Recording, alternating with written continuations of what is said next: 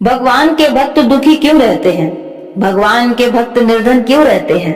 उन पर आपदाएं क्यों आती हैं? इसका क्या कारण है? क्या ईश्वर इन्हें प्यार नहीं करते? क्या इनकी भक्ति या फिर इनकी पूजा में कोई कमी रह जाती है? क्या वे भगवान को दिल से याद नहीं करते? जबकि सच्चाई तो यही है कि वे दिन रात भगवान की भक्ति में मगन रहते हैं। फिर भी क्या भगवान इनके दुख को नहीं देखते? ऐसे कई प्रश्नों का सैलाब इंसान अपने अंदर लिए घूम रहा है।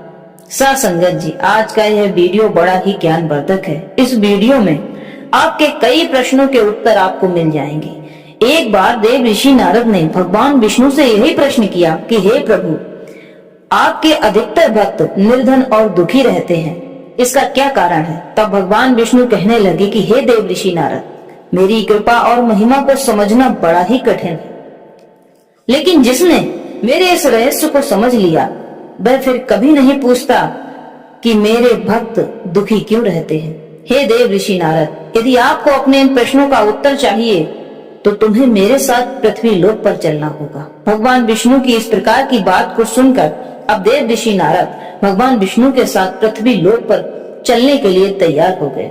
अब भगवान विष्णु और देव ऋषि नारद ने संतों का भेष बनाया और पृथ्वी लोक पर भ्रमण करने के लिए आ गए। कुछ समय बाद भगवान विष्णु और नारद मुनि ने एक धनवान सेठ के घर जाकर उनका दरवाजा खटखटाया। कुछ देर बाद सेठ घर के अंदर से दरवाजे पर आया तो भगवान विष्णु ने उस सेठ से भिक्षा का आग्रह किया और कहा कि हे सज्जन व्यक्ति, आप बहुत पैसे वाले मालूम पड़ते हैं, आपकी कोठी भी बहुत बड़ी है तो आपका दिल भी बड़ा होगा। हम दोनों को बड़े जोरों की भूख लगी है, कृपया आप हमें थोड़ा सा भोजन दे सकते हैं जिसे खाकर हम अपनी भूख शांत कर लें। सेठ जी ने देखा कि द्वार पर दोनों साधु युवावस्था में हैं, हट्टे कट्टे हैं और भीख मांग रहे हैं। यह देखकर सेठ जी एकदम से बिगड़ते हुए अंदाज में बोले, तुम दोनों तो देखने में एकदम स्वस्थ हो, कितना अच्छा शरीर लेकर घूम रहे हो, तुम्हें भोजन मांगते लज्जा नहीं आती? खुद काम क्यों नहीं करते? खुद कमाकर क्यों नहीं खाते? दूसरों की कमाई पर तुम्हारा क्या जोर है? तुम दोनों मेरे द्वार से अभी वापस चले जाओ, किसी और के द्वार पर जाकर भिक्षा मांग लेना। तुम जैसों को खिलाने के लिए मैं नहीं कमाता, खाने का इतना ही शौक है तो अपने शरीर का इस्तेमाल करो। नारद जी को इस धनी व्यक्ति की बातों पर बड़ा क्रोध आया। इस पर नारद जी भगवान विष्णु से कहने लगे कि हे प्रभु, यह धनवान इतना सारा धन पाकर भी हमें भोजन नहीं करा सकता, इस तरह की दौलत किस काम की है? हे प्रभु, आप इसे अभी श्राप दे दीजिए। नारद मुनि की बात सुनकर भगवान विष्णु ने उसे और अधिक धन संपत्ति बढ़ने वाला आशीर्वाद दे दिया। भगवान के वरदान को सुनकर नारद जी और अधिक अचंभे में पड़ गए। फिर कहा कि हे प्रभु, सचमुच आपकी महिमा को समझना बड़ा ही मुश्किल है। अब भगवान विष्णु नारद मुनि को लेकर एक निर्धन बूढ़ी माँ के घर गए, जिसके पास एक छोटी सी झोपड़ी थी जिसमें एक गाय के अलावा और कुछ भी नहीं था। भगवान विष्णु और नारद मुनि उसी झोपड़ी के बाहर दरवाजे पर भिक्षा के लिए आवाज लगाने लगे। बूढ़ी माँ बड़ी खुशी के साथ अपने घर से बाहर आई। दरवाजे पर संतों को देखकर वह बूढ़ी माँ मन ही मन बड़ी प्रसन्न हुई और दोनों संतों को अपने घर के अंदर लेकर आई। फिर दोनों संतों को आसन देकर बिठाया, उन्हें पीने के लिए पानी और दूध लाई। बूढ़ी माँ ने कहा कि हे प्रभु, मेरे पास दूध के अलावा और कुछ भी नहीं है, इसे ही स्वीकार कर लीजिए। भगवान विष्णु और नारद मुनि ने बड़े ही प्रेम से दूध ग्रहण किया। तब नारद मुनि ने भगवान विष्णु से कहा कि हे प्रभु, आपके भक्तों की संसार में कैसी दुर्दशा है, मुझसे तो इस बूढ़ी माँ की दशा देखी नहीं जाती। यह बेचारी आपका दिन रात भजन करती है, अतिथि सत्कार भी जानती है, हमें कितने प्यार से अपनी गाय का दूध ग्रहण करवाया। मेरी इच्छा है आप इसको अच्छा सा आशीर्वाद दे दीजिए जिससे इसके सारे दुख और कष्ट मिट जाएं। संगत जी, नारद मुनि के इतना कहते ही भगवान ने उस बुढ़िया को उसकी गाय मर जाने का आशीर्वाद दे दिया।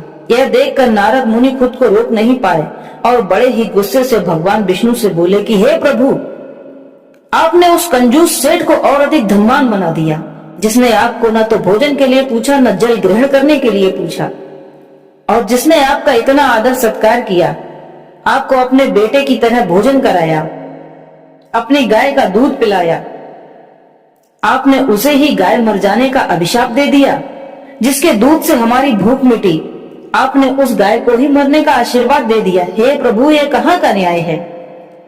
जिसे श्राप देना चाहिए था उसे वरदान देकर आए हो, और जिसे वरदान देना चाहिए था उसे श्राप दे दिया।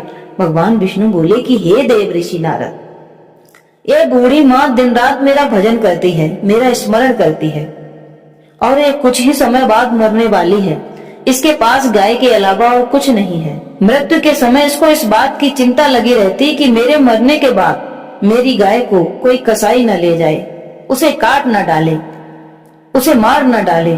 मेरी मृत्यु के पश्चात मेरी गाय की सेवा कौन करेगा? इसका पालन पोषण कैसे होगा? उस समय इसको मेरा स्मरण न होकर बस गाय की ही चिंता लगी रहती। इसी के फलस्वरूप यह मेरे धाम पर न जाकर किसी गाय की योनि में चली जाती। हे देव ऋषि नारद, अब बताओ मैंने अच्छा किया या बुरा किया?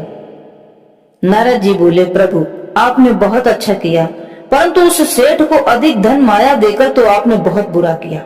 मैं आपकी इस बात से संतुष्ट नहीं हूँ।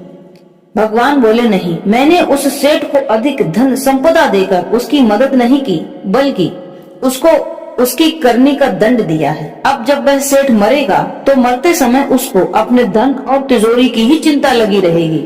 इसी के कारण उसको अगला जन्म सर्प का मिलेगा और अपनी तिजोरी के नीचे अपने धन पर कुंडली मार कर रात दिन वह सर्प बैठा रहेगा।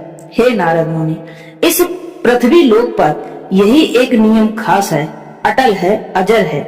जिस व्यक्ति का जिस चीज में अधिक लगाव रहेगा उसका जन्म उसी के आधार पर उसे मिलेगा।